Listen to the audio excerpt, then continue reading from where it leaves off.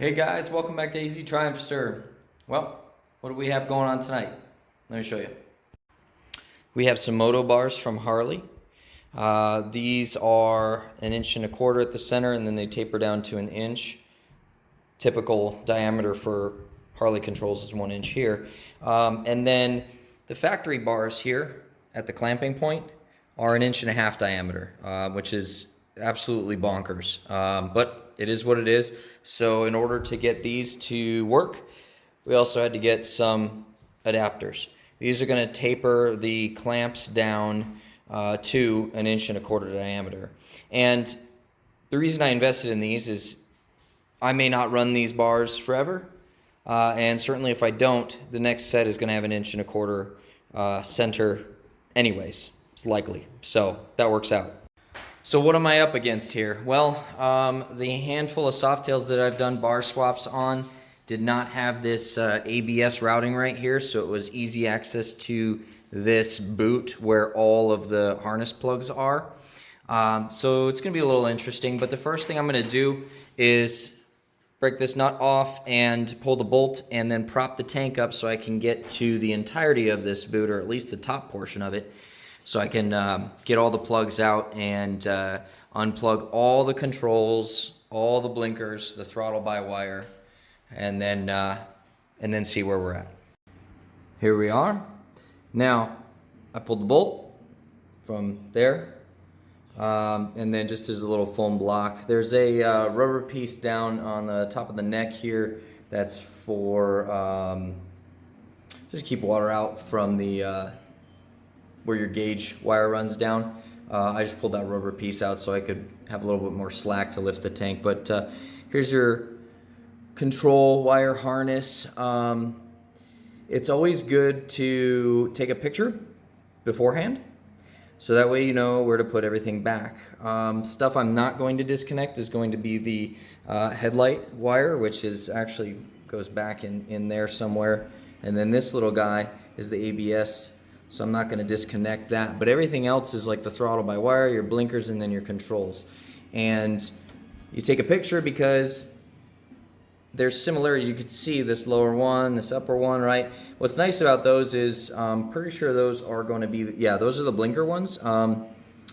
So when you can just test those, right? You know, if you push your left blinker and the right one goes on, then you just reverse these. But the upper and lower, those red, white, and black wires and plugs, those ones you want to keep track of as well. So let's get these disconnected and get started dismounting the bars here.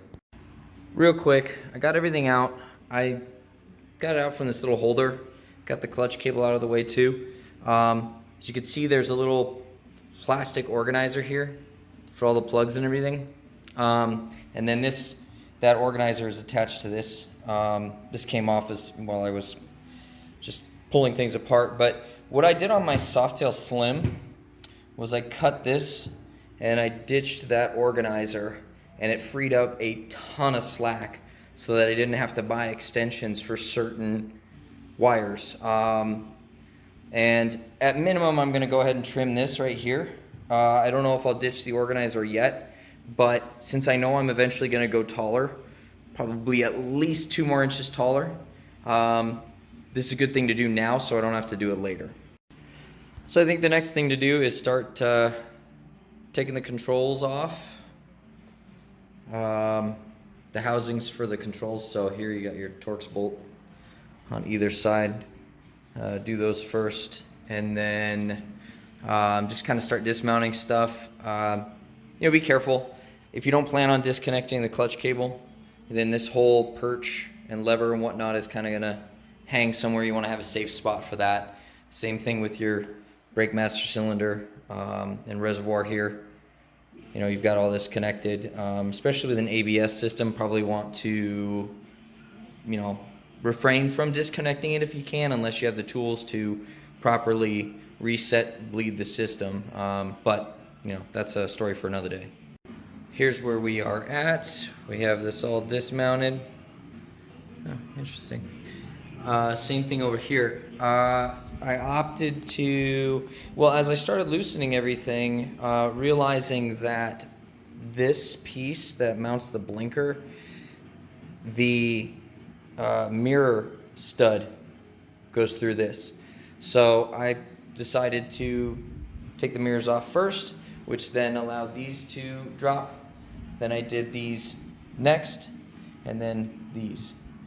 So that's where I'm at right now, and what I wanted to do is take this opportunity to explain to some of you guys what throttle by wire really means. So, you know, if you guys are cruising around on your Softail and thinking, wow, this throttle is super smooth, way smoother than my, I don't know, Honda Shadow, Sportster, for example. Those are, you know, probably have cable throttles, while this is a throttle by wire system. So here's how it works. You've got your throttle by wire sensor right here. So you pull it, see, there's, and it's spring loaded, has tension on it. Okay, so that's your throttle input. Way down in here, which I don't suppose you'd be able to see. Yes, there you go, a quick glance. You've got teeth on the end there.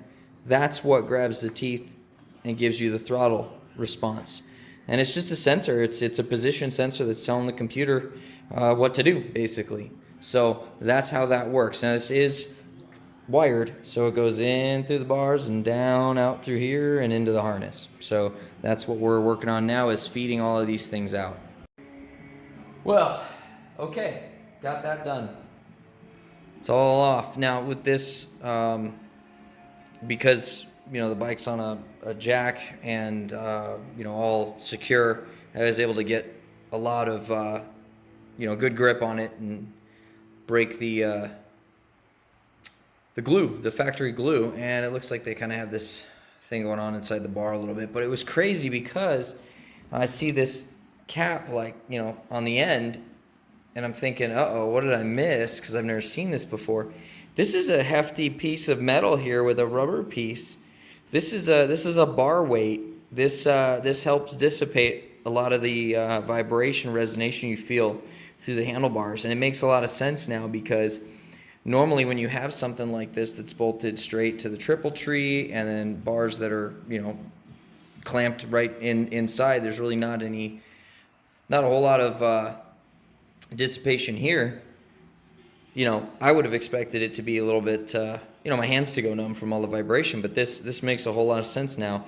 I suppose I'll be putting it in my new bars. So let's go ahead and take a quick look at the comparison of what we already know, that we're getting an 1.5 inch rise here, but yeah, these are significantly narrower. And if I roll them up, they have what appears to be a more aggressive pullback. So I guess in a way it would be less pullback, but it's a more aggressive feel. So in any regard, I'm super excited. The finish on these is really nice. I got to hand it to Harley for having a good finish that they put on these bars, durable. But these factory bars are darn near 34 inches wide. It's insane. It's too much. So these are 28, 29, which is more my speed. 30 is a good number.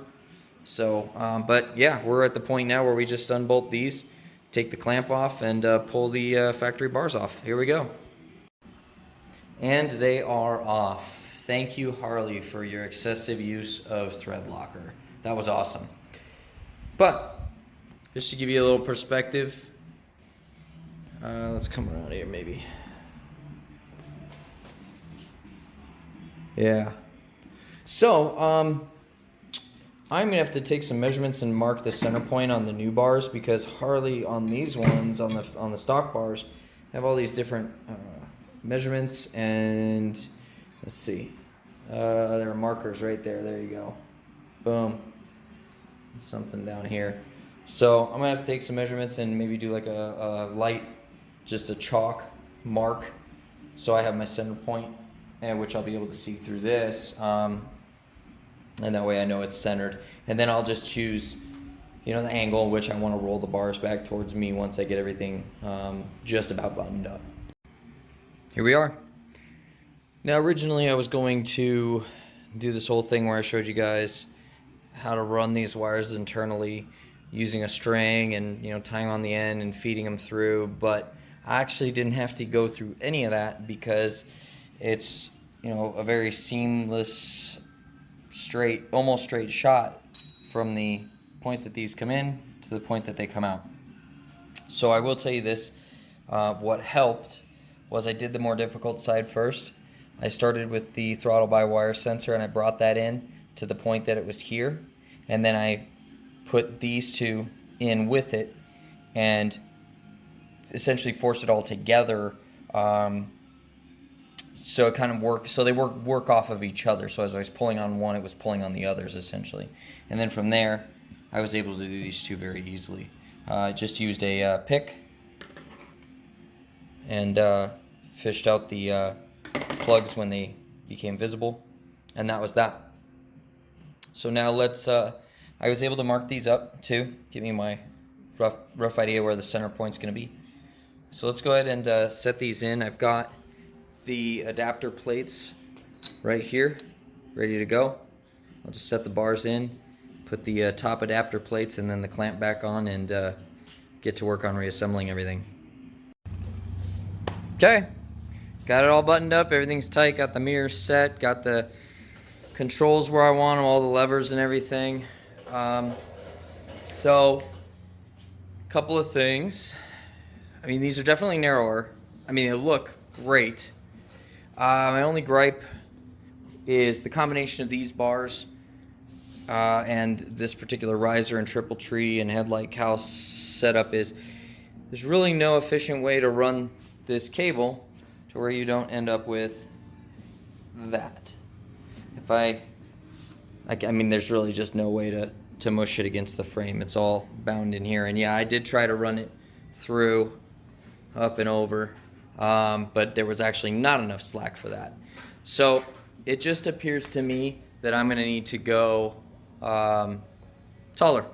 Either a taller bar, eventually, soon, or an additional riser piece, or taller risers, or just T-bars in general. But yeah, it's turned out that there was plenty of slack in the wiring harness, which is great. So that just sets the scene for taller bars, taller risers, whatever. But I mean, they just look awesome. So I'm gonna go take this out for a quick rip, and as soon as I come back, I'll tell you guys what I think. And yeah, fingers crossed. Okay, just got back, trying out the new bars, and I love them.